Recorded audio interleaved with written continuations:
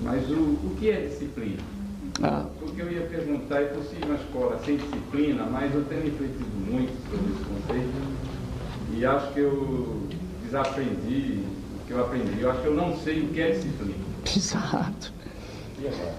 Olha, eu vou te responder, eu não direi que o que eu vou te dizer, e através de ti, aos outros, é a resposta, mas eu te direi que é a minha resposta. E, em segundo lugar, eu te direi também que ela é uma resposta teórica, e que o grande empenho da gente, como pai, como educador, como mãe, como educadora, o grande empenho da gente é ver até como e quando e de que maneira a gente se torna competente para viver a disciplina, quer dizer, para experimentar praticamente a teoria de que a gente fala. Então, a minha primeira resposta é teórica, mas em seguida a gente vai refletir. Por isso que eu digo a vocês que esse negócio de perguntar é bacana, porque agora, por exemplo, eu já vou fazer uma conferência. Quer dizer, eu não vou falar em 3 minutos, eu devo falar bastante mais.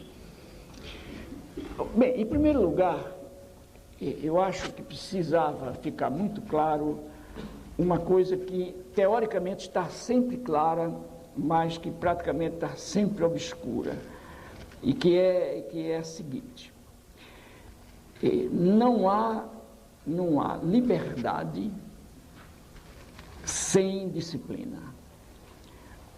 Em outras palavras, eu poderia dizer, não há liberdade sem limite. O limite é exatamente a mediação da disciplina, quer dizer, o limite é o caminho da disciplina. Num livro que eu escrevi, aliás, hoje houve um negócio incrível, porque ficou certo entre o pessoal daqui e a editora Paz e Terra, que eu traria uns pacotes de livros para que ficassem expostos aí para venda. E eu não trouxe, e os pacotes estão lá em casa. Agora você vê, não é porque eu tenha esquecido ou porque eu tivesse vergonha de que eu trouxesse os meus livros para ser vendidos. Não, eu quero que venda mesmo. O problema é o seguinte, é que a editora mandou 3 pacotes enormes de livros ontem lá para casa, e eu disse a mim mesmo, esse pessoal está louco, eu não pedi livro nenhum, amanhã vou chamar a editora para reclamar isso. E não pude, esqueci escrevendo, e agora eles me perguntaram, você trouxe os pacotes de livro? Eu digo, é aqueles que estavam lá em casa, que estão. E eu não trouxe, eu lamento muito. Mas num desses que eu deveria ter trazido, eu digo que a autoridade é uma invenção da liberdade. Quer dizer, o que é que eu quis dizer quando eu escrevi isso? Eu quis dizer que em certo momento da experiência, quer dizer, em certo momento da experiência da liberdade, as liberdades individuais que se contrapunham descobriram, quer dizer, isso é uma hipótese que a gente levanta legitimamente. As liberdades descobriram num determinado momento, e depois na sucessão de desencontros entre as liberdades, elas descobriram que precisavam inventar uma outra coisa que fosse o seu contrário para que elas fossem preservadas, quer dizer, as liberdades. Então elas inventaram a autoridade. Isso significa que a autoridade é absolutamente necessária e indispensável à liberdade. Mas isso abre um caminho perigoso, abre um caminho, inclusive, ao autoritarismo. Mas isso é uma das possibilidades que a gente tem na história, quer dizer, e que a gente tem na existência humana. É que a autoridade, precisamente na medida em que estabelece limites e cobra esses limites à liberdade, ela também tem que se limitar. Quer dizer, a autoridade que não se limita é a autoridade que extrapola de si mesma e que, portanto, enquanto robustece a si, emagrece a liberdade. Quer dizer, então, aí, nesse desencontro, nós não temos nem mais autoridade, nem mais liberdade. Quer dizer, na medida em que a relação entre a autoridade e a liberdade se inclina no sentido da fortaleza de uma contra a debilidade da outra, desaparece a disciplina em termos concretos, em termos práticos e em termos éticos. Quer dizer, se o desequilíbrio entre as duas se faz na direção da vantagem da autoridade, desaparece a autoridade e em seu lugar se implanta o autoritarismo, o arbítrio. Essa coisa que a gente já tem conhecido, a história brasileira é uma história de arbítrio, porque a experiência da sociedade brasileira é uma experiência profundamente autoritária. De vez em quando, então, a gente tem tido na história brasileira surtos de robustecimento do autoritarismo, com os golpes de Estado, etc. De que agora eu acho que a gente começou a ganhar mais distância, quer dizer, eu acho que o gosto da liberdade tomou conta, em certo sentido, de nós, brasileiras e brasileiros, e quanto mais gosto de liberdade toma conta de nosso corpo, tanto mais longe a gente fica dos golpes de Estado. E, claro que há exceções a isso. Mas se o descompasso entre a autoridade e a liberdade se faz em detrimento da autoridade e em favor da liberdade, desaparece também a disciplina, desaparece a autoridade, desaparece a liberdade e se implanta a licenciosidade, ou a libertinagem, como se diz também, ou o espontaneísmo, quer dizer, situação em que a liberdade faz o que quer e faz o de que gosta, sem tomar conhecimento. Então, é interessante observar, e é isso que é muito difícil, é que a adolescência, por exemplo, de modo geral, escorrega para o arbítrio da liberdade dela. Quer dizer, de modo geral, a adolescência necessita enormemente, porque o adolescente vive, de modo geral, eu não gostaria de chamar de crise, mas uma passagem que nem sempre é crítica, que é exatamente aquele momento em que o adolescente já não é mais menino e ainda não é homem ou mulher.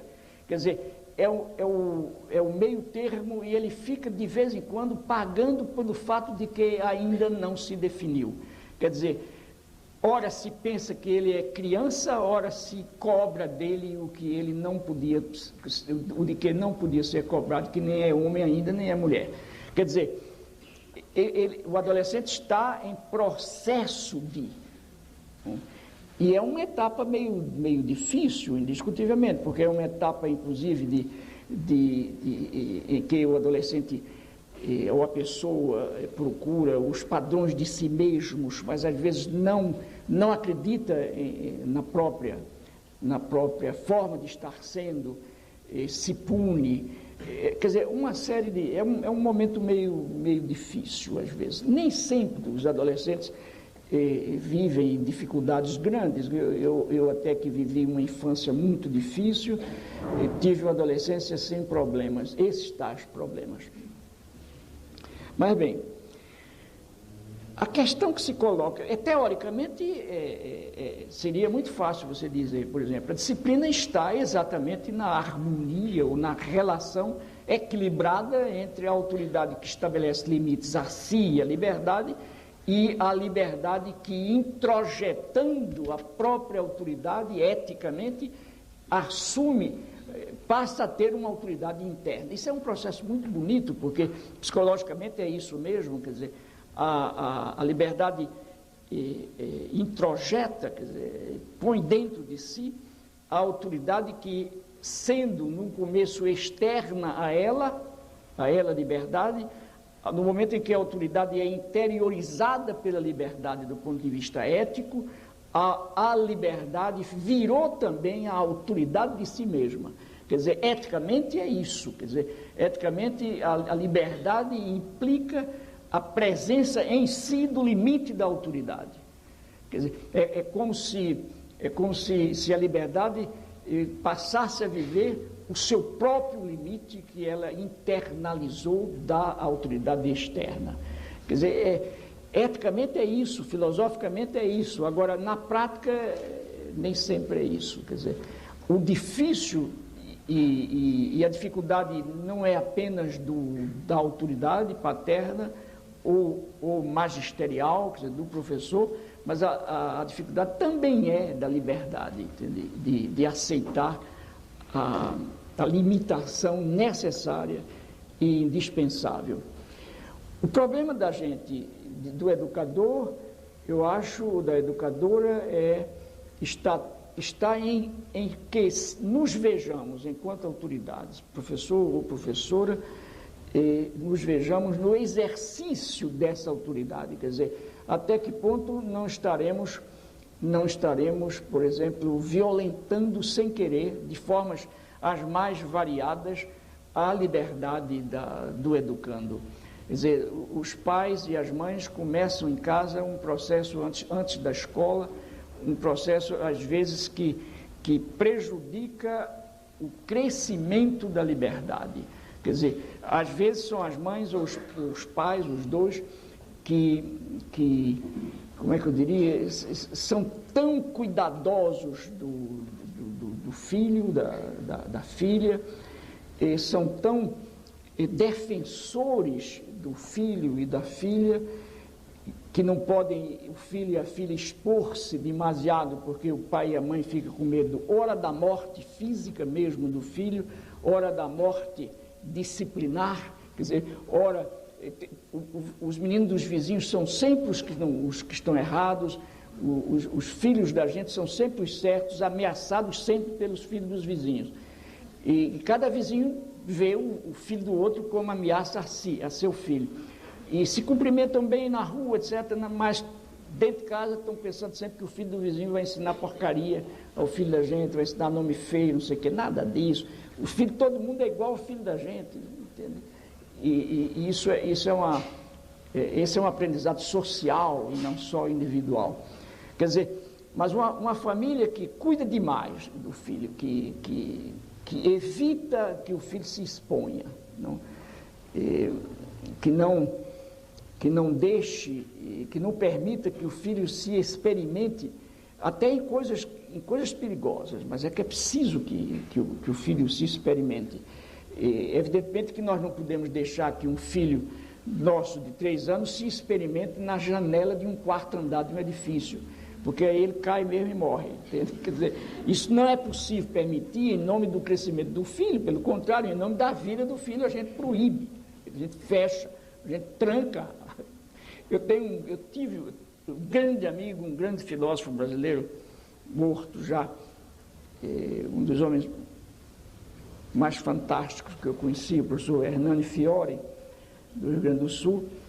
Ele disse a mim um dia, ele era um pouquinho mais velho do que eu, e tínhamos filhos mais ou menos nas mesmas faixas, e um dia ele conversando comigo no exílio, ele me disse: Paulo, lembra daquela casa onde eu morava, tu me visitaste no Rio Grande? Eu digo, me lembro. Ele disse, olha, lá parte do sótão havia um buraco enorme assim, que não dava para atrapalhar a casa, porque o sol entrava, mas não chovia dentro, a localização da parede defendia, mas era um buraco. Ele falava assim, um grande filósofo, dizia. E eu, com essa filharada toda, menino, um dia eu olhei bem para o buraco e disse, e se um menino desse subir nesse buraco e pular, pode morrer. Aí eu me peguei, botei uma opção de tábua, preguei com cada prego desse tamanho e tapei o buraco. Então, no outro dia chegou um amigo meu, olhou e disse, Hernani, com essas tábuas, devia ser um psicólogo, né? Com essas tábuas aí você vai você vai impactar os seus filhos e vai neurotizá-los. E eu disse, Hernando, e o que é que você respondeu? Ele disse, eu prefiro neurótico a morto. Eu nunca me esqueci desse negócio. E ele disse, olha, eu acho que não ficaram neuróticos não. Mas bem, mas é claro que uma coisa como essa a gente tem que evitar. Mas o menino que vai correr o risco de levar uma queda na rua, de ferir o joelho, e você não deixa que ele faça, é o cerceamento total. Uma criança que não corre hoje para não ferir o joelho é o adolescente irresponsável amanhã. Quer dizer, não estou dizendo que toda vez esse negócio. Eu acho que uma das coisas mais bacanas que há entre homens e mulheres como seres é que 4 vezes 4 discutindo problemas humanos pode ser 18, entende? Não só 16. Quer dizer, essa coisa você não pode dizer dogmaticamente, fez isso, vai dar aquilo. Não, às vezes não dá, mas é possível que dê. Quer dizer, então eu acho que a criança que cresce, obviamente dentro dos níveis, dos limites das idades, correndo riscos e sabendo assumir uma responsabilidade que está ao nível da capacidade da assunção, porque também você não pode dar uma responsabilidade a um menino de 8 anos que você é que tem. Você não pode exigir. Às vezes, por exemplo, há pais que se divorciam e que tem uma criança de 4 anos, de 5 anos, e que pede que o menino decida com quem quer ficar. Não pode. Quer dizer, isso é uma baita violência que se transfere, que se comete ao menino de 6 anos. Quer dizer, qual é a autoridade, qual é a formação estrutural que essa criança tem para dizer eu prefiro minha mãe, eu prefiro meu pai? Quer dizer, cria-se uma situação limite extraordinariamente difícil para a criança. Então eu acho, a nível de escola, por exemplo, eu acho que, em primeiro lugar, a professora que não se respeita, ou o professor que não leva a sério o seu trabalho, o professor que não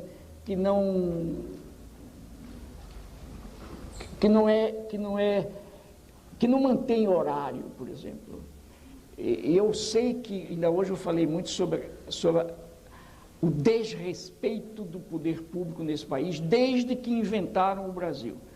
Até hoje, o desrespeito a educadoras e educadores é uma coisa que me ofende. E eu sou um professor, como é que eu diria,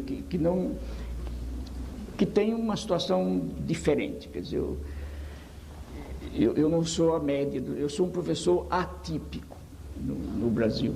Eu não sou o tipo do professor. Mas o professor que não...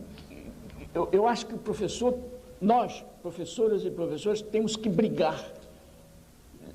Acabar com essa mania de dizer que nós somos sacerdotes da educação. Nada de sacerdotes, a formação docente. E a formação docente, política, pedagógica, tem que ver com esse problema que você lançou da disciplina. O problema da disciplina não é só um problema ético, não é só um problema pedagógico, porque é, sobretudo, também um problema político. Quer dizer, a educadora precisa estar muito clara do ponto de vista político de qual é a sua vocação, qual é o seu gosto, não vocação, qual é o seu gosto, qual é o seu sonho, qual é o tipo de sociedade que um de nós, como professor, pensa. Qual é a minha utopia? Quer dizer, o que eu quero é uma sociedade brasileira menos injusta, menos feia, menos malvada, mais democrática, mais aberta, menos elitista, mais popular. É isso que eu estou querendo. Se é isso que eu estou querendo, eu não posso ser um autoritário. E se eu não posso ser um autoritário, eu caio direto de novo na questão da disciplina. Quer dizer, eu tenho que formular teoricamente a disciplina e, ao mesmo tempo, eu tenho que viver essa disciplina que eu formulei teoricamente. Quer dizer, eu tenho que praticar a minha teoria. Quer dizer, isso passa pela formação também. E tem que se estender aos pais também. Eu não sei, olha, eu vejo... Por exemplo, coisas como essas que eu vou citar agora e que faz parte também do problema da disciplina. Uma criança de 4 anos, de 3 anos, e começa, quer dizer, está no determinado momento do processo de desenvolvimento da sua linguagem, e está um dia de domingo de tarde em casa e o telefone toca, e quando a mãe se aproxima do telefone, o pai diz de cá, na frente do menino: se for para mim, diga que eu não estou. Mas isso é uma coisa absurda. Uma coisa absurda. Quer dizer, nesse momento, o que o pai está fazendo é estabelecer um choque extraordinário entre a fala e o concreto. Quer dizer, como é que é possível fazer o discurso da ausência na presença? Quer dizer, como é que a criança vai transar isso? Depois o pai castiga o menino porque mentiu. Quer dizer, mas ele foi o professor da mentira do filho e o professor da insegurança do filho. Quer dizer, um menino que ouve aos 3 anos que o pai, estando em casa, não está em casa, dificilmente acredita no discurso do pai. E ao não acreditar nos discursos do pai, esse menino vive inseguramente. E essa insegurança vai pagar mais tarde a psicoterapia. Eu não estou trabalhando, não estou contra os psicoterapeutas, de jeito nenhum. Pelo contrário, eles têm sua tarefa eficaz. Mas eu digo isso, quer dizer, é preciso... Quer ver outra coisa? O menino está na etapa da fantástica curiosidade, que é exatamente o momento em que o ser descobre que no fundo, para que ele seja, tem um outro que é. A curiosidade desperta e cobre tudo, cobre todas as áreas das descobertas. E a criança vem correndo: papai, o que é isso? E o pai olha e diz: mas eu já não te disse. Cala a boca, eu não tenho tempo para estar te respondendo essas malucas. Vai perguntar à tua mãe. Em primeiro lugar, negou o direito da criança. Segundo, diminuiu a mãe. Porque ele não pode perder tempo com aquilo, mas a mãe pode perder. Quer dizer, então, são essas coisas, entende? Vejam bem, eu não estou querendo fazer aqui um sermão de papa, ou de bispo, ou de qualquer igreja, nada disso. Mas o que eu falo aqui é como pedagogo mesmo, até mais, eu falo como gente. É como gente, entende? Quer dizer, não é possível gentificar-nos desgentificando-nos. Quer dizer, eu não posso negar a minha gentitude na relação com as gentes e depois falar em gente. Não dá. Então, eu acho que esses exemplos pequenos que eu te dei agora fazem parte da trama maior da disciplina, entende? Que exige humildade, que exige confiança, entende? Quer dizer, se vocês me desculpam, porque é uma coisa errada que às vezes nós fazemos, os que falamos, é nos citar. Quer dizer, eu preciso ter... Eu acho que de vez em quando é preciso que a gente se cite para mostrar que a gente é gente, entende? Mas não para fazer o discurso do elogio da gente. Mas, por exemplo, eu e minha primeira esposa trouxemos para o mundo 5 filhos que ficaram, porque houve uns que não ficaram, que abortaram, etc. E eu vivi essa experiência, muito moço, muito jovem. Eu casei a primeira vez com 23 anos e fui pai com 25. E que é uma idade que eu acho bacana, viu? Mas quando eu hoje com 73 olho para 25, eu vejo que eu era um menino. Mas um menino que se ensaiou bem como pai.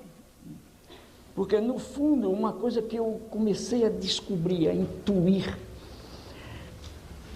que foi uma delas, foi a seguinte: em certo momento na minha primeira experiência de relação com as filhas que chegaram, essas primeiras experiências me diziam o seguinte: Paulo, no fundo, a tua liberdade de filho começou a te ensinar a tua autoridade de pai. Quer dizer, no fundo, como filho, eu comecei a aprender, aparentemente, paradoxalmente, a ser pai. Quer dizer, a liberdade de filho bem vivida, numa relação muito harmoniosa com a autoridade de meu pai, que é uma coisa incrível isso. Nos 2 últimos livros que eu publiquei, que eu deixei em casa hoje, eu falo muito disso, porque são livros muito biográficos, em que eu analiso bem a presença de meu pai. E foi uma coisa extraordinária, porque era um homem do Nordeste, que nasceu no século passado, você imagina. Eu nasci no começo, no começo da segunda década, no fim quase da primeira década, quer dizer, da segunda década. Eu nasci em 21, e meu pai e minha mãe eram maduros, quer dizer, jovens, mas... Uma região profundamente machista, como o Nordeste brasileiro, com um autoritarismo extraordinário, e eu tive um exemplo fantástico de autoridades não licenciosos, mas não autoritários, entende? Quer dizer, eu tive uma felicidade, uma questão de sorte, até de estouro, de ter nascido dentro dessa constelação familiar e ter tido chance e margem de crescer dessa forma. E aprendi um bando de coisas, quer dizer, isso eu aprendi mesmo, muita coisa da teoria que eu desenvolvo hoje no campo da pedagogia tem que ver com a minha experiência a minha experiência existencial, concreta, e a experiência dos outros que eu observo e analiso. Mas como pai, por exemplo, eu tive assim a alegria de, na história de meus 5 filhos, 3 mulheres e 2 homens, de ter dado apenas uma palmada. Vocês sabem o que é isso, né? Uma. E acho que criei um problema por causa dessa palmada. A minha experiência foi profundamente dialógica. Profundamente. Quer dizer, eu nunca disse não sem dizer a razão de ser do não. Quer dizer, eu jamais disse não faz porque eu não quero. Isso nunca existiu lá em casa, jamais existiu. Se você me pergunta, Paulo, se você tivesse agora 30 anos e começava tudo de novo, se eu tivesse a lembrança, esse negócio da reencarnação, se na reencarnação eu me lembrasse do meu passado anterior, da minha vida anterior, e eu reencarnasse daqui uns anos, daqui uns 100 anos, eu ia ser mais radical na minha compreensão da liberdade, entende? E no meu respeito à liberdade, não à licenciosidade, mas é essa liberdade que se sabe liberdade, quer dizer, portanto, que se assume liberdade, que se valoriza como liberdade e que luta para ser liberdade e não para ser esmagada.